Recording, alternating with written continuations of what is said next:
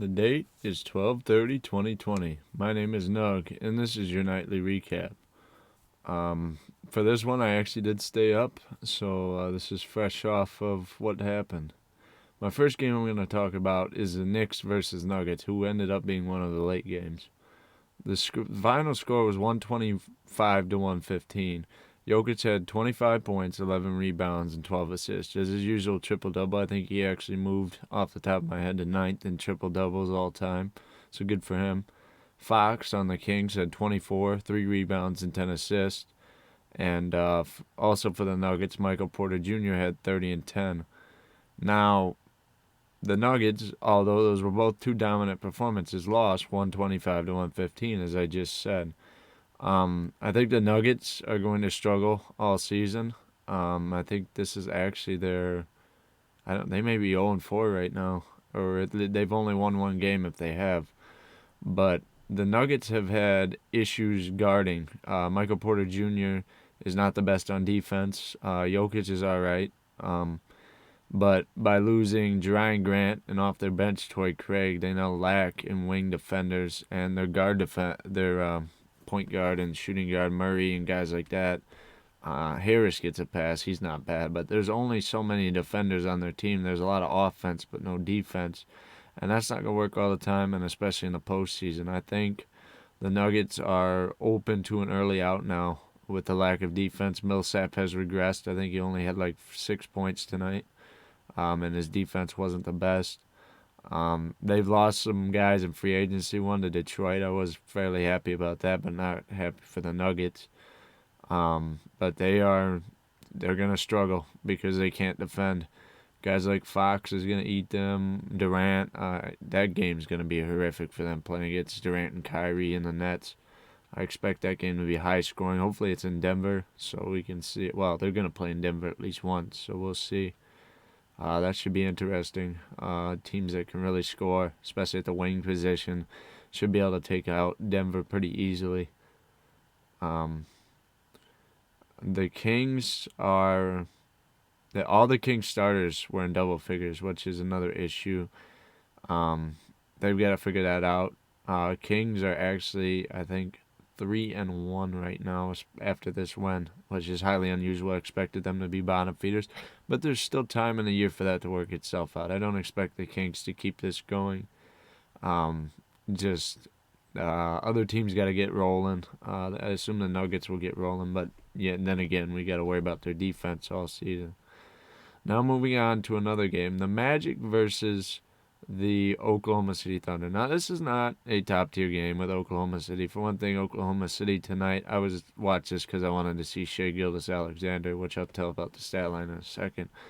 But the Oklahoma City Thunder were without their two best players, which I wouldn't consider top-tier guys anyway, and George Hill and Al Horford. Both were out tonight. They had no answer for Vucevic, who had 28, 10, and 5. Really nowhere to go there. He was just... I saw a couple nice hooks he had from about 10, maybe 15 feet out. He was just taking them to town. He ended with 28 points, 10 rebounds, and 5 assists. Now, Vucevic has been playing fairly well in these first 4 games for them. Gordon actually didn't have a good game. Vucevic has been really pulling them, and also the addition of Markelle Fultz is... I wouldn't say addition, but the next step in Markelle Fultz' career, moving towards more of an offensive threat as he has been this year, has really helped them to push this to a large... just a lot of good wins here, 4-0 right off the bat. Although they haven't played anybody that's been exceptionally good at this point. They played a lot of mid-tier to low teams, so we'll have to see what they do when they actually face somebody that is higher. They did play the Wizards, but the Wizards are 0-4 right now, so I don't really consider them top tier anyways. So we'll have to see if the Magic can keep this rolling. I had them just barely missing the playoffs to the Wizards, but if the Wizards are playing like this, they're not going to make the playoffs either. So we'll have to see. I think this Magic team, if they keep playing like this, should definitely make the playoffs. For OKC, the reason I watched the game, Shai Gilgeous-Alexander had 23 points, 7 rebounds, and 7 assists. Shea Gildas is going to be good. They just need to get pieces around him. They played Isaiah Roby today, which actually Detroit drafted and must have traded to them on draft night. I think that was for Jordan Bone, if I'm not mistaken, who they actually just waived in their new round of just whatever Detroit did. They did a bunch of moves. But Roby actually for them, I think he had 19 points. He was in there for the resting Al Horford, and that was fairly good for them.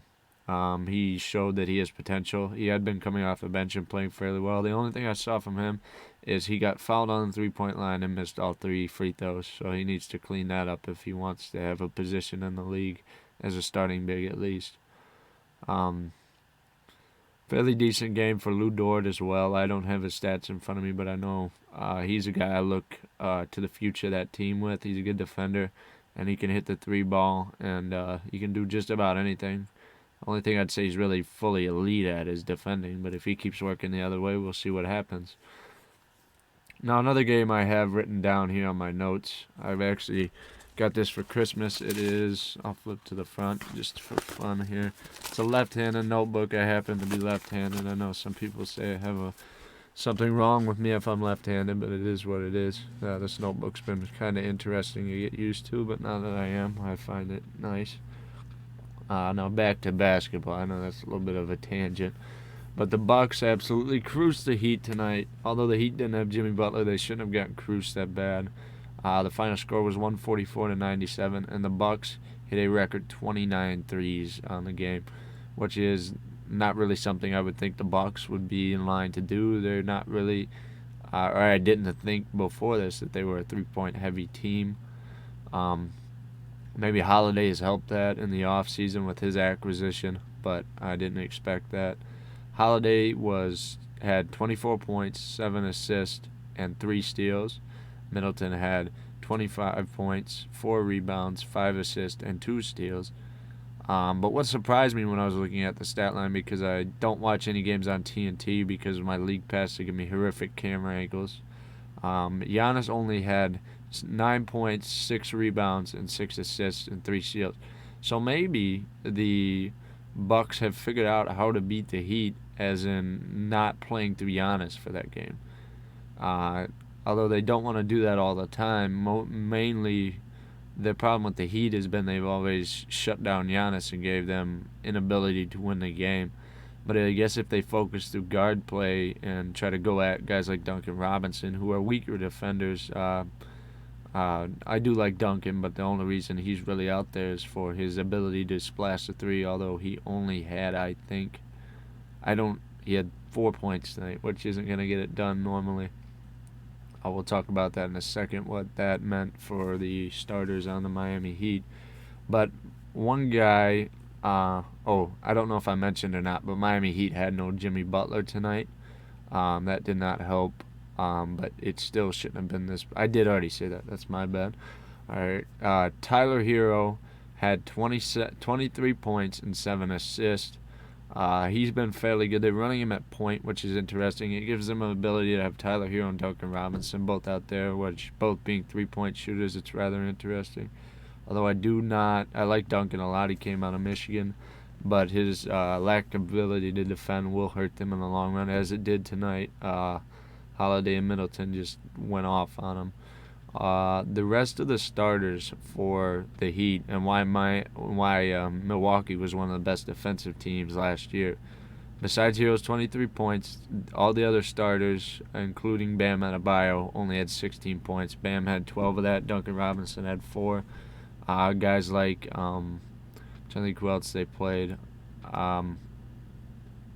Myers Leonard and somebody else, I can't think who it is, both had 0 points. Not going to cut it in any way, shape, or form. Bradley had, I think, 10 plus off the bench, which was good. But if your starters do that, not really good. They did give Myers Leonard a no trade clause, which was a mistake. They should have the ability to trade him away because he is not worth it.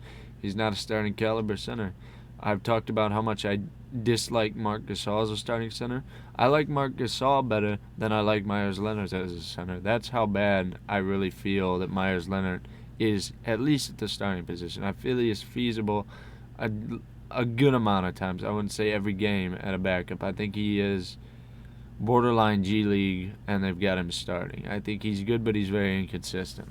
Not trying to just destroy the man's whole career, but I don't have a lot to say about him. Let me just talk a little bit about other games. That's really all I have for notes, but I can go off the top of my head. Let me be quick about this. We're already at 10 minutes. But the Celtics beat the Pacers. Kind of an interesting game. I watched a little bit of it. The rookie Peyton Pritchard had 10 points again. I like him. Smart for 17. Brown gave them 20, and Tatum gave him 27. That's been about usual. Tatum's averaging probably 26 plus a game. Fairly good for them. On the Pacers side of the ball, it was a close one. They had 6 people scoring double figures. Although they did hold, I think that was the key to the game for the Celtics. They held Sabonis to 14 points. Although he did give them 8 assists and 11 rebounds. The loss of about 6 or 7 points, and they lost by 5, was what did it for them. Because it had been fairly close every other game they played. Let me see. Bucks, Heat, okay, Magic. Pelicans, Suns. The Pelicans, they did all right. One thing I see, Adams 11. Big thing for them. Ingram only had 13, 6 and 6, which is a deep 1 for 5 from 3. That was a deep cut from what he's been averaging. He's been averaging around 24. The assists and rebounds are fairly close, but that's 10 points less. Zion had 20, and he only had 2 boards. So the rebound battle probably went to the Suns. I'll look in a second. I'm looking at Pelicans box score. The big thing that for me, besides the rebounds, Lonzo only had 7 points, and he had 1 assist in 23 minutes, 3 for 12, and 1 for 7 from 3. Bad shooting night and not a lot of playmaking. If you don't get that from Lonzo, he might as well not even be out there. Not very good. His worst game of the season. Still better than his brother had the one game, but he's a starting point guard and he needs to be better. Rebound.